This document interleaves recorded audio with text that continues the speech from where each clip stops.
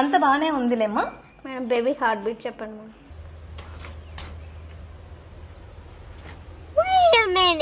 ఎందుకు మేము వచ్చిన ప్రతిసారి హార్ట్ బీటే అడుగుతావు?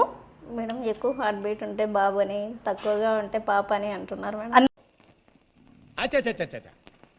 దట్ ఐ థింక్ వాటో వాట్ అన్నారా? చూసారా అండి, బేబీ హార్ట్ బీట్ ఎక్కువ ఉంటే బాబు అంట, తక్కువ ఉంటే పాప అంట. ఇవే తగ్గించుకుంటే మంచిది. వెళ్ళు. ఇంకా కొంతమంది ఏమడుగుతారు, మేడం బేబీ హార్ట్ బీట్ ఇప్పుడు 150 చెప్పారు, లాస్ట్ టైం 130నే చెప్పారు, ఎందుకు అట్లా మారుతుందని కూడా అడుగుతూ ఉంటారు. సో బేబీ హార్ట్ బీట్ అనేది నార్మల్గా 120 నుంచి 160 రేంజ్లో ఉంటుంది.